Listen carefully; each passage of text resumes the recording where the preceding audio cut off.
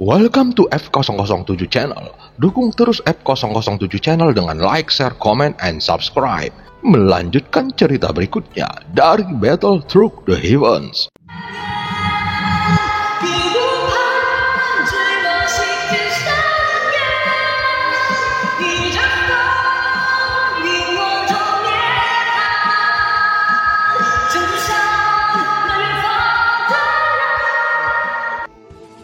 Selamat beraktivitas dan terima kasih atas dukungannya selama ini.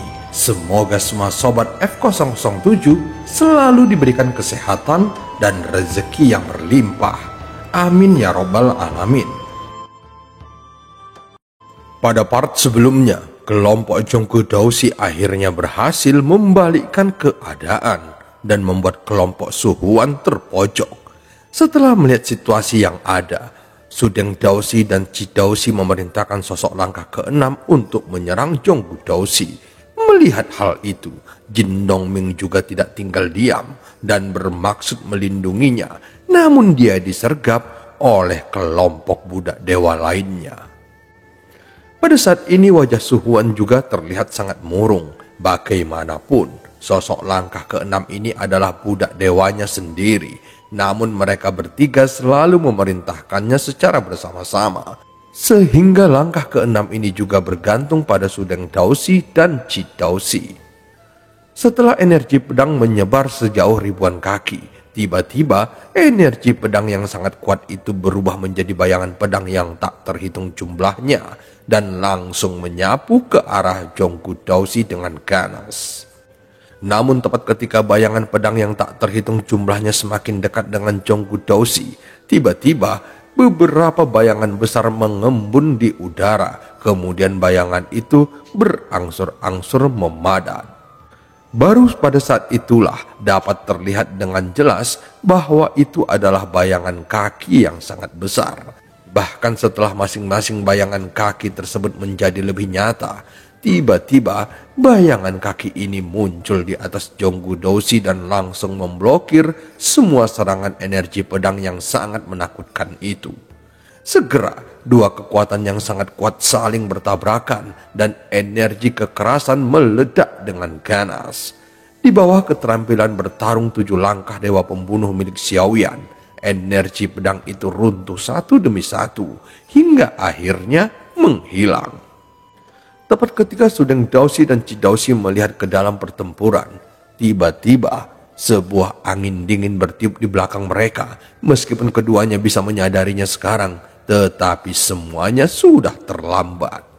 Setelah dua suara teredam bergema, kedua sosok itu langsung terpental ke belakang lalu menghantam kompas terbang. Pada saat yang sama, suara retakan tulang keluar di dalam tubuh mereka yang menunjukkan tulang belakang mereka patah, kemudian seteguk besar darah menyembur keluar bersamaan dengan organ dalam yang hancur.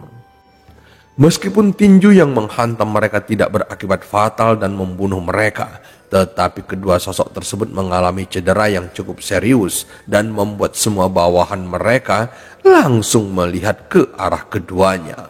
Sebelumnya, semua bawahannya sepertinya tidak menyadari bahwa ada sosok yang muncul di belakang Sudeng Dausi dan Chi Dausi. Mereka baru menyadarinya setelah keduanya terlempar ke belakang. Segera, di bawah keterkejutan mereka, semuanya buru-buru bergegas untuk melindungi tuan mereka. Lagi pula, jika tuan mereka terbunuh, maka mereka semua juga akan mati. Sebenarnya, sosok yang menjatuhkan Sudeng Dausi dan Chi Dausi adalah avatar dewa asli. Adapun Xiaoyan harus menghadapi energi pedang dari sosok langkah ke-6 sebelumnya. Meskipun tinju avatar dewa asli bisa langsung menembus tubuh mereka dari belakang dan menghancurkan jantung emas mereka, namun tujuan Xiaoyan bukan untuk membunuh mereka, melainkan hanya merebut poin kontribusi mereka. Meskipun Xiaoyan mungkin tidak ragu-ragu dalam membunuh, namun dia belum memahami situasi sebenarnya di alam dewa iblis abadi. Jadi Xiaoyan memilih untuk mendengarkan apa yang dikatakan Jonggu Dausi. Lagi pula, dia sudah membunuh Liu Zhongdaoxi, dan jika dia membunuh lagi, maka itu pasti akan menarik perhatian alam dewa iblis abadi. Sudeng Daoxi dan Cidausi segera menjaga tubuhnya tetap stabil, namun ekspresi mereka masih terlihat sangat suram.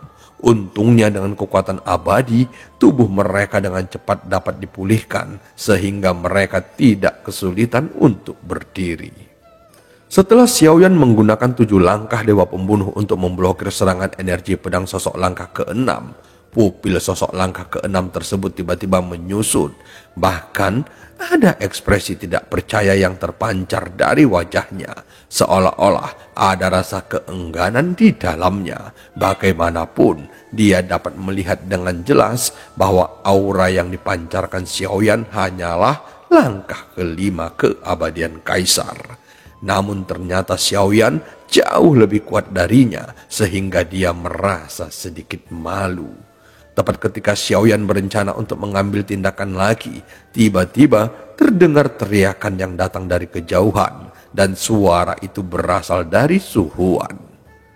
"Tunggu, budak dewa langkah ke-6 itu adalah milikku, jadi tolong jangan membunuhnya."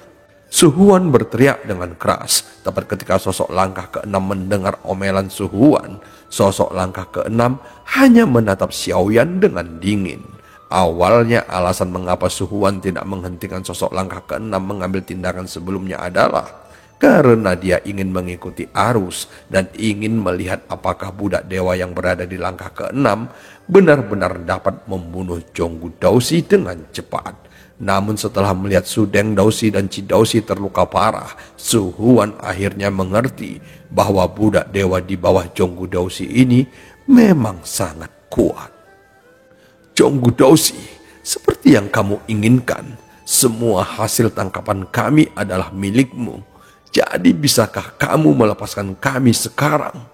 Su Huan berkata dengan suara yang dalam, bahkan matanya menunjukkan ekspresi memohon sehingga terlihat sangat menyedihkan. Namun mata Zhonggu Daoxi terlihat sangat dingin. Jelas dia telah bersembunyi sebelumnya, tetapi sekarang dia sepertinya sudah dapat berbicara untuk pertama kalinya. "Awalnya aku tidak ingin bertindak kejam, tetapi aku tidak menyangka kamu akan berani melawan, sehingga persyaratannya telah berubah sekarang. Selain hasil tangkapan dan kompas terbangmu, kalian bertiga juga harus menyerahkan semua pil keberuntungan kalian. Jika tidak, kalian akan tahu konsekuensinya." Zhonggu Daoxi berkata dengan dingin, "Kali ini kamu sepertinya meminta terlalu banyak." Su Huan berkata dengan dingin, "Aku tidak keberatan memperlakukanmu seperti Liu Zhongdaoxi. Kamu harus ingat, sekarang hanya ada satu murid Daoxi yang kejam tersisa. Sebelumnya, aku benar-benar melihat ketakutan di wajah Liu Zhongdaoxi saat dia akan terbunuh. Jika kalian ingin melawan sekarang, maka kalian pasti tidak akan bisa melarikan diri dariku." Zhonggu Daoxi berkata dengan marah dan terpancar niat membunuh yang kuat dari matanya. Mendengar itu, wajah Su Huan berubah menjadi gelap. "Baiklah, aku hanya punya 5 pil keberuntungan di sini dan semuanya kuberikan untukmu." Su Huan tidak ragu-ragu lagi dan hanya bisa setuju dan tidak berani membantah Zhonggu Daoxi lagi. Setelah Sudeng Daoxi dan Cidauxi terluka parah, mereka berdua bahkan lebih sadar dengan situasinya saat ini. "Zhonggu Daoxi, ini adalah pil keberuntungan yang kami miliki dan totalnya ada 10 butir. Sambil menyerahkan pil obat keberuntungan, ekspresi wajah mereka penuh dengan ketakutan. Jelas mereka berdua tahu jika mereka tidak melakukan seperti apa yang dilakukan Su Huan, maka hidup mereka akan dalam bahaya. Setelah Zhonggu Daoxi menerima pil keberuntungan dan kompas terbang dari ketiga orang itu, dia langsung mendengus dingin. "Cepat seret semua tahanan dewa mereka, dan untuk kalian bertiga, jika kalian ingin menangkap penyusup dari dunia lain, sebaiknya kalian harus bergantung pada kemampuan kalian sendiri daripada merampok teman sesama murid. Jika aku menemukan perilaku seperti ini lagi di masa depan, maka aku pasti akan membunuh kalian dengan kejam, walaupun aku harus menanggung hukumannya." Jonggu Dousi berteriak dengan nada mengancam. Pada saat ini Xiaoyan telah berdiri di atas kompas terbang dengan mata dingin. Pada saat yang sama, avatar dewa asli juga kembali dan menyatu ke dalam bayangan Xiaoyan. Namun saat ini, Xiaoyan maupun Jin Dongming tidak berbicara sama sekali dan hanya berdiri di belakang Jonggu Dousi. Tanda budak di leher Xiaoyan dan Jin Dongming sepertinya tidak membuat ketiga orang ini curiga, karena saat ini tanda budak di leher mereka berdua masih bersinar dengan sedikit warna merah, sehingga terlihat sama dengan tanda budak yang asli. "Cepat pergi dari tempat ini!" Jonggu Dousi berteriak dengan marah. Mendengar itu, ketiga sosok tersebut langsung membawa budak dewa mereka dan pergi dengan kecewa. Pada saat ini, Jonggu Dousi memiliki 5 bola cahaya di belakangnya dan mulai bergerak lagi menuju alam dewa iblis abadi. Lihat siapa penganut Dousi itu. Dia menyeret 5 bola cahaya secara bersamaan. Seseorang mulai berteriak dan kaget melihat kelompok Jonggu Dousi yang membawa 5 bola cahaya. "Kamu melihatnya dengan benar. Aku merasa bahwa orang tersebut bernama Jonggu Dousi. Sebelumnya dia sering kembali dengan tangan kosong dan dia sudah bertahan lama di keabadian Kaisar langkah kedua. Tapi walaupun masih berada di langkah kedua keabadian Kaisar, sepertinya dia sangat kuat.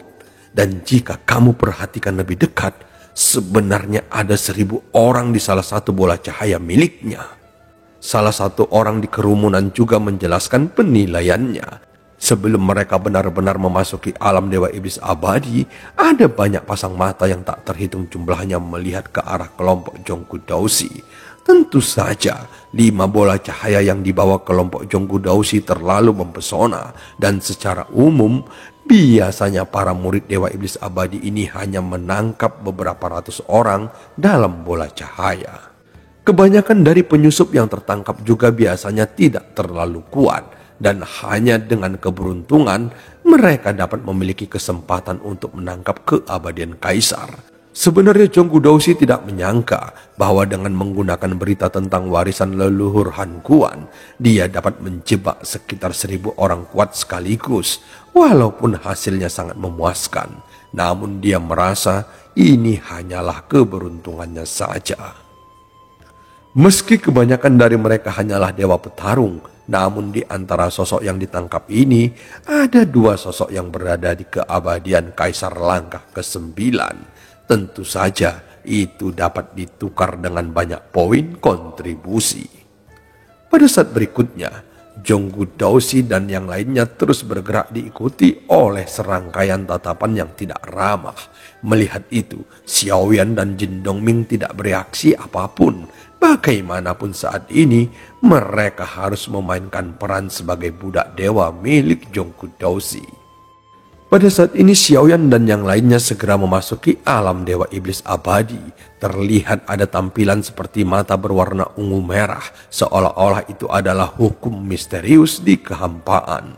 Saat mendekat, mereka mulai diselimuti oleh kabut ungu. Kemudian kompas terbang perlahan-lahan melaju ke objek tersebut dan matahari merah mulai terlihat. Pada saat berikutnya, istana-istana megah juga bermunculan silih berganti, dan itu tidak hanya berada di darat, bahkan juga berada di udara. Saat memasukinya, mereka bisa mendengar suara derap siulan dan raungan kebisingan. Jumlah orang di sini melebihi imajinasi Xiaoyan. Bahkan dia belum pernah melihat pemandangan spektakuler seperti itu di alam dewa kuno ataupun di dunia sensi lainnya. Sebenarnya, selain orang-orang kuat dari dunia kuno dewa abadi dan iblis, ada juga orang kuat dari dunia luar lainnya yang berkumpul di sini. Tentu saja itu dapat dibedakan dengan adanya tanda budak dewa di leher mereka. Sekilas, kedua kasta ini tampak hampir sama, namun bisa diperhatikan bahwa tidak ada seorang pun budak dewa yang terbang sendirian. Tentu saja mereka juga tidak akan bisa ke istana yang melayang di udara tanpa kepemimpinan Dausi. Melihat Xiaoyan yang masih mengamati alam dewa iblis abadi, Zhonggu Dausi juga mencoba bertindak bijaksana dan tidak terburu-buru untuk menuju aula budak dewa. Dia terus menunggu sampai Xiaoyan menarik pandangannya. "Senior, ayo kita pergi ke aula budak dewa sekarang. Setelah menyerahkan bola cahaya, kita bisa mendapatkan banyak poin kontribusi." Zhonggu Dausi berbisik perlahan. "Mulai sekarang, panggil aku Yan Xiao. Sekarang kamu adalah tuannya dan aku adalah pelayanmu." Xiaoyan berkata dengan suara yang dalam. Zhonggu Dausi sangat terkejut mendengarnya. Namun setelah benar-benar memasuki alam dewa iblis abadi, Zhonggu Dausi harus terbiasa memposisikan dirinya sebagai bos. Meskipun identitas budak dewa itu palsu, namun mereka harus bekerja sama agar identitas mereka tidak terungkap. Setelah Xiaoyan selesai berbicara, Zhonggu Dausi mulai bereaksi dan dia segera mengangguk dan berdiri di atas kompas terbang dengan tangan ditekuk. Saat Zhonggu Dausi melihat ke kejauhan, tiba-tiba ada perasaan seperti orang kuat yang kembali ke rumah. Setelah memasuki alam dewa iblis abadi, banyak mata yang terkejut dan kagum saat melihat kelompok Zhonggu Dausi membawa 5 bola cahaya. Itu juga secara alami membuat mereka menjadi terkenal di alam dewa iblis abadi. Tentu saja penangkapan seperti itu bisa menduduki peringkat teratas. Jika dinilai berdasarkan kekuatan, maka hanya beberapa murid yang bisa melakukannya.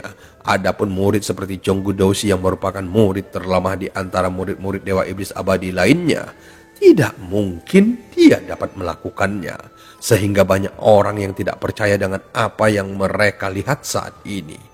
Zhonggu Dausi sebenarnya tidak pernah disukai oleh sesama murid, dan mereka juga bahkan selalu menindasnya.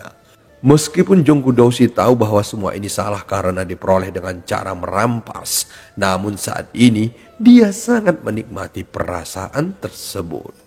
Sebelumnya, hanya di alam tempatnya berasal, dia bisa merasa dikagumi oleh ribuan orang dan kejadian itu sudah cukup lama sekali. Pada saat ini, tanda budak di leher Xiaoyan dan Jin Dongming yang sedang duduk bersila di belakang terlihat jelas. Sehingga secara alami banyak mata yang tertuju pada mereka berdua. Setelah merasakan aura yang terpancar dari keduanya, sosok-sosok yang berniat menindas Zhonggu Dausi langsung segera memilih untuk mundur. Di bawah tatapan banyak mata, mereka akhirnya tiba di aula budak dewa. Aula ini berbentuk belahan bumi dan sepertinya terbuat dari bahan yang mirip dengan bola cahaya. Aula ini benar-benar transparan, tetapi tidak dapat dilihat dengan jelas dan ukurannya juga cukup besar. Ketika Zhonggu Dausi tiba di depan aula utama, seseorang segera mengambil alih 5 bola cahaya di belakang Zhonggu Dausi. "Zhonggu, sepertinya kali ini panenmu bagus." Pada saat ini di depan aula utama, seorang wanita anggun datang perlahan dengan kaki yang indah dan memegang sepotong batu giok di tangannya yang sepertinya berfungsi untuk merekam sesuatu. "Aku telah melihat banyak wanita cantik, tetapi aku sudah lama tidak melihat wanita yang benar-benar cantik."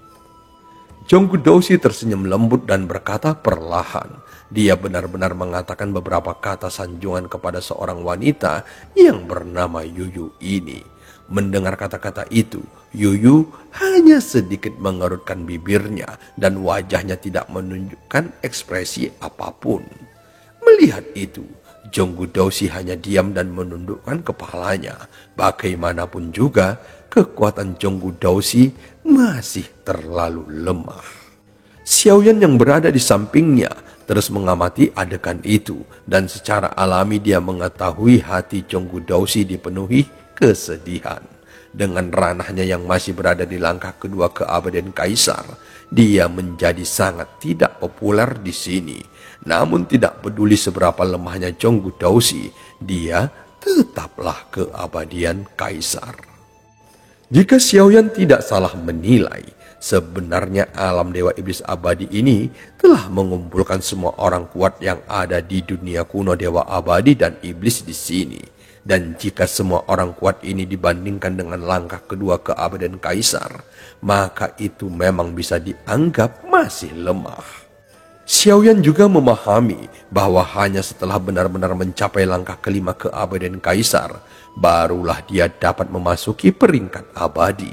Sebelumnya, mereka hanya memiliki kemampuan menggunakan kekuatan keabadian untuk mendukung pertempuran di alam Dewa Iblis Abadi, dan untuk membuat alam Dewa Iblis Abadi memiliki kekuatan tempur yang kuat, maka mereka membutuhkan lebih banyak kekuatan abadi, sehingga mereka menangkap orang kuat dari dunia luar yang menyusup ke dunia kuno Dewa Abadi dan Iblis, dan menjadikan mereka sebagai budak dewa. Dan cerita pun berakhir. Sampai ketemu di part selanjutnya.